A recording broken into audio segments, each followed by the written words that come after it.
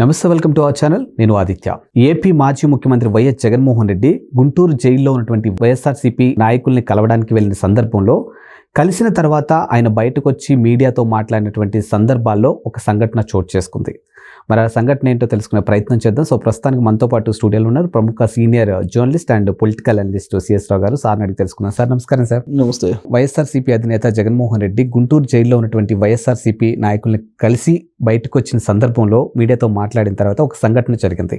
ఇప్పుడు ఆ సంఘటన ఏపీలో ఉన్నటువంటి పాలనకు అద్దం పడుతుందా, అంటే చంద్రబాబు నాయుడు యొక్క పాలనకు అద్దం పడుతుందా, లేకపోతే మరి ఏ విధంగా తీసుకోవచ్చు అసలు? ఇప్పుడు ఆ సందర్భంగా ఆయన పరామర్శించడానికి వెళ్ళి బయటకు వచ్చి మీడియాతో మాట్లాడుతున్నప్పుడు స్టార్టింగ్లోనే ఒక కానిస్టేబుల్ దూసుకొచ్చి నేను మీ అభిమానిని, మీకు నాకు ఒక సెల్ఫీ ఇవ్వండి అని చెప్పి అడిగారు. అడిగిన వీడియో బాగా వైరల్ అవుతుంది సోషల్ మీడియాలో. చాలామంది ఆ వీడియోని చూసి ఆస్వాదిస్తున్నారు, నవ్వుకుంటున్నారు. కొంతమంది తెలుగుదేశం పార్టీ వాళ్ళేమో అసహనానికి గురి అవుతున్నారు. ఇది జరుగుతుంది. కానీ ఒక సీనియర్ జర్నలిస్ట్గా ఆ వీడియో సందర్భంగా అక్కడ చోటు చేసుకున్నటువంటి పరిణామాన్ని చూసిన తర్వాత ఆంధ్రప్రదేశ్లో సిట్యుయేషన్ అయితే మారలేదు. ఆంధ్రప్రదేశ్ ప్రజల్లో ఇప్పటికీ కూడా జగన్మోహన్ రెడ్డి గారు బలంగా ఉన్నారు అనేటువంటి అభిప్రాయానికి రావచ్చు. ఎందుకనంటే ఆ మధ్యకాలంలో స్పీకర్ అయ్యన్న పాత్రుడు గారు స్పీకర్ కాకముందు ఒక మాట అన్నారు జగన్మోహన్ రెడ్డి గారి గురించి. ఏమన్నారంటే, ఇంకా చచ్చిపోలేదు, బతికే ఉన్నాడు, గుర్తుపెట్టుకోండి అని అన్నాడు జగన్మోహన్ రెడ్డి గారి గురించి. అంటే రాజకీయంగా చచ్చిపోలేదు, ఇంకా బతికే ఉన్నాడు అని. పాము ఇంకా చచ్చిపోలేదు, ఇంకా బతికే ఉంది అనే యాంగిల్లో. అప్పుడు దాని మీద జగన్మోహన్ రెడ్డి గారు కూడా అభ్యంతరం పెట్టాడు. నేను భౌతికంగా చచ్చిపోలేదని కోరుకోవట్లేదు, రాజకీయంగా ఇంకా చచ్చిపోలేదు అనేటువంటి మాటలు నేను అన్నాను. ఆయన దగ్గరికి ఎవరో వెళ్ళారు రిజల్ట్ రాగానే వెళ్ళినప్పుడు జనరల్గా మాట్లాడుకుంటూ అయ్యన్న పాత్రుడు గారు ఆయనతోటి అన్న మాటలు, ఎవరితోటి ఆయన్ని పలకరేయటానికి వచ్చినటువంటి ఆయనతోటి అన్న మాటలు, జగన్మోహన్ రెడ్డి ఇంకా చచ్చిపోలేదు, బతికే ఉన్నాడు అని. అంటే రాజకీయంగా బతికే ఉన్నాడని. దానికి నిదర్శనం గుంటూరు వీడియో కనిపిస్తుంది. ఎందుకనంటే జగన్మోహన్ రెడ్డి గారికి 11 మంది ఎమ్మెల్యేలే ఉన్నారు. 11 మందే ఉంది ఎమ్మెల్యేలు. ఆ 11 మంది కూడా ఇప్పుడు సగం మంది కాదు, 8 మంది పక్కచూపులు చూస్తున్నారు. అయినప్పటికీ కూడా ఆయన నాకు ఇప్పటికీ 39% ఓట్ బ్యాంక్ ఉందని చెప్తున్నారు. 39% ఓట్ బ్యాంక్ ఉంది, నేను బలమైనటువంటి లీడర్ని అని చెప్తున్నారు. అంటే ఇది ఆంధ్రప్రదేశ్ ప్రజలు అతనికి ఇచ్చినటువంటి బలం. అంటే ఇంకా కూడా 39% ఆంధ్రప్రదేశ్ ప్రజలు, ఆంధ్రప్రదేశ్ ఓటర్లు జగన్మోహన్ రెడ్డి గారి వైపు ఉన్నారు అని అంటే సీరియస్గా ఆలోచించాల్సినటువంటి అంశం.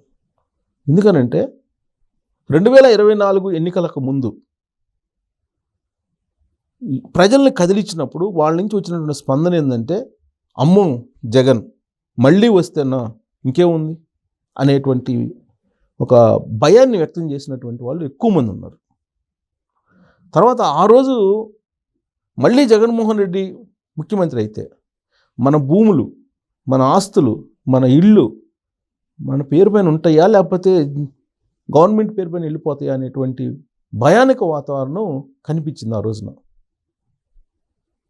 అంత భయంలో కూడా ఇంకా అంత భయపించేటువంటి జగన్మోహన్ రెడ్డి గారిని ఇంకా 39% మంది కావాలని కోరుకుంటున్నారు అని అంటే ఆశ్చర్యపోయి విశ్లేషణ కూడా చేశాను దాని మీద. ఎందుకు అని దానికి సమాధానం నాకు ఈ గుంటూరు ఇన్సిడెంట్ దగ్గర కనిపించింది. ఎందుకు కనిపించింది అంటే, ఆయేషాబా అనేటువంటి ఒక కానిస్టేబుల్, ఆవిడ గుంటూరు జైల్లో పనిచేస్తున్నారు. స్వస్థలం అనంతపురం జిల్లా. గుంటూరు జైల్లో ఉన్నటువంటి మాజీ ఎంపీ నందిగం సురేష్ని, విజయవాడ డిప్యూటీ మేయర్గా ఉన్నటువంటి అవుతు శ్రీనివాసరెడ్డిని, ఇద్దరిని పోలీసులు అరెస్ట్ చేశారు. ఈ మధ్యకాలంలో అరెస్ట్ చేస్తే వాళ్ళని రిమాండ్కి పంపించారు జడ్జి. జైల్లో ఉన్నారు వాళ్ళిద్దరు. ఏ కారణం చేత వాళ్ళు జైల్లో ఉన్నారు? తెలుగుదేశం పార్టీకి సంబంధించినటువంటి పార్టీ కార్యాలయం మీద దాడులు చేసి, ధ్వంసం చేసి, అక్కడ ఉన్నటువంటి వాళ్ళని ఎవరో ఒకరిని చంపేయాలి అనేటువంటి ఒక అభిప్రాయాన్ని వ్యక్తం చేసినటువంటి వీడియో కూడా ఉంది పోలీసుల దగ్గర. చంద్రబాబు నాయుడు గారి ఇంటి మీదకి వెళ్ళి చంద్రబాబు నాయుడు గారి ఇంటిని ధ్వంసం చేయాలనే ప్రయత్నం చేశారు వాళ్ళు. అలాంటి వాళ్ళని రక్షించారు జగన్మోహన్ రెడ్డి గారు ముఖ్యమంత్రిగా ఉన్నప్పుడు. రక్షించి తెలుగుదేశం పార్టీ వాళ్ళ మీద ఉల్టా కేసులు పెట్టారు. ఆ విషయాన్ని జగన్మోహన్ రెడ్డి గారు ఇప్పుడు ఏం చెప్తున్నారంటే, నిన్న పరామర్శించి వచ్చిన తర్వాత ఏదో కోపంలో 4 రాళ్ళు ఇసిరేశారు, అది పెద్ద నేరమా అన్నట్టు మాట్లాడారు ఆయన. కడుపు మండి కోపం తన్నుకొచ్చి 4 రాళ్ళు ఇసిరేశారు, అదేం పెద్ద తప్ప అనే యాంగిల్లో మాట్లాడారు. అందుకు జైల్లో పెడతారా అని చెప్పి ఆయన మాట్లాడారు. అంతేకాదు, ఆయన అక్కడ ఆ వేదిక మీద నుంచి ఆయన ఏమంటారంటే, అప్పట్లో ఈ ఇన్సిడెంట్ మీద సంబంధించి ఏదో బీపీ పెరిగి ఇంటి మీదకి వెళ్ళారు అని అన్నారు ఈయన. ఏదో మా కార్యకర్తలకు బీపీ పెరిగింది, ఆ రోజున బోసడికే అని చెప్పేసి నన్ను అన్నారని కార్యకర్తలకు బీపీ పెరిగి వెళ్ళి ఇళ్ళ మీదకి వెళ్ళారు, అదేం తప్ప అని ముఖ్యమంత్రిగా ఉన్నప్పుడే ఆయన అలాంటి అభిప్రాయం వ్యక్తం చేశారు. అలాంటి వ్యక్తిని, అలాంటి లీడర్ని ఇంకా కూడా 39% ఇష్టపడుతున్నారని అంటే పబ్లిక్ మైండ్ సెట్ ఎలా ఉంది అనేది చంద్రబాబు నాయుడు గారు అర్థం చేసుకోవాలి. అలాగే ఆ కానిస్టేబుల్ వచ్చి సెల్ఫీ దిగారు జగన్మోహన్ రెడ్డి గారితో, నేను మీ అభిమానిని అని చెప్పి సెల్ఫీ దిగారు. ఆవిడ సెల్ఫీ దిగినప్పుడు పోలీస్ డ్రెస్లో ఉన్నారు. ఆవిడ పోలీస్ డ్రెస్లో ఉన్నారంటే ప్రభుత్వానికి పనిచేస్తున్నట్టు. ఆవిడ ప్రజాసేవకురాలు. నేను ప్రజాసేవకురాలను కాదు, జగన్మోహన్ రెడ్డి గారి సేవకురాలని అని చెప్పి సెల్ఫీ దిగారు ఆవిడ. ఆవిడతో పాటు ఆవిడ కుమార్తెను కూడా తీసుకొచ్చి సెల్ఫీ దిగి వెళ్ళారు. పబ్లిక్గా ఇది కనిపించింది. అంటే జగన్మోహన్ రెడ్డి గారు ఎన్ని పనులు చేసినా, ఏం చేసినా, మీ ఆస్తులను తీసుకున్నా, మీ ఇల్లుని రాయించుకున్నా, మీ ఆస్తుల మీద ఆయన బొమ్మ పెట్టుకున్నా, ఇంకా ఆయనతోటి కలిసి సెల్ఫీ దిగాలని చెప్పి భావిస్తున్నారంటే ఎంత వీరాభిమానం జగన్మోహన్ రెడ్డి గారి మీద ఉద్యోగులకు ఉంది, ఆమెకు ఉద్యోగి ఉంది అనేది అర్థం చేసుకోవాలి. ఇప్పుడున్నటువంటి ప్రభుత్వం అర్థం చేసుకోవాలి, చంద్రబాబు గారి ప్రభుత్వం అర్థం చేసుకోవాలి. కొంతమంది ఐపీఎస్లు మునుపెన్నడూ ఏ ప్రభుత్వంలో చేయని విధంగా సొంత సేవకుల మాదిరిగా పనిచేశారు జగన్మోహన్ రెడ్డి గారికి.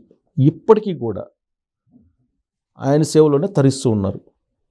అందుకే కొంతమందిని పక్కన పెట్టారు. చాలామంది ఇంకా ఆయన సేవకుల మాదిరిగానే ఉన్నారు. వాళ్ళని ఐడెంటిఫై చేయలేని పరిస్థితులు ఇప్పటికి కూడా చంద్రబాబు గారి ప్రభుత్వం ఉంది అనేది ఈ ఇన్సిడెంట్ తర్వాత, ఈ సెల్ఫీ తర్వాత అయినా కానీ తెలుసుకోవాలి. అంటే ఇప్పుడు జగన్మోహన్ రెడ్డి గారు అది ఆ వేదిక మీద నుంచి అక్కడి నుంచి ఏం మాట్లాడారు చంద్రబాబు గారి గురించి? 11 మంది ఎమ్మెల్యేలు ఉన్నటువంటి జగన్మోహన్ రెడ్డి గారు, ఆ 11 మంది ఉంటారో లేరో తెలియని జగన్మోహన్ రెడ్డి గారు, నెక్స్ట్ నాదే ప్రభుత్వం, మిమ్మల్ని అందరినీ తీసుకెళ్ళి జైల్లో వేస్తాను, సునామీ, అరెస్టుల సునామీ సృష్టిస్తానని చెప్పి సవాల్ చేశారు.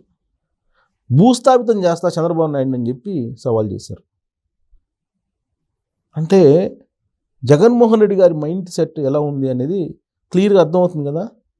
అలాంటి జగన్మోహన్ రెడ్డి గారిని ఇష్టపడేటువంటి వాళ్ళు ఇలాంటి కానిస్టేబుల్స్ ఉన్నారంటే సామాన్యులు ఇంకెంతమంది ఉన్నారో ఆలోచించాలి. ఇవాళకి కూడా ఇంకా ఆయన అభిమానిస్తున్నారని అంటే రాబోయేటువంటి రోజులు ఎలా ఉండబోతున్నాయి అనేది ఇప్పుడు ఉన్నటువంటి ప్రభుత్వం అంచనా వేసుకోవాలి. దానికి తగిన విధంగా స్టెప్స్ వేయాలి. లేదంటే 2019 నుంచి 2024 మధ్యలో ఏం జరిగిందో అంతకన్నా దారుణాలు ఆంధ్రప్రదేశ్లో జరిగేటువంటి అవకాశం ఉంది. అలాంటి దారుణాలు చేయడానికి ఇప్పటి నుంచే పునాదులు వేస్తున్నారు జగన్మోహన్ రెడ్డి గారు అనేది మనం విశ్లేషణ చేసుకోవాల్సిన అవసరం వాళ్ళు ఏర్పడింది ఆ సెల్ఫీని చూసిన తర్వాత.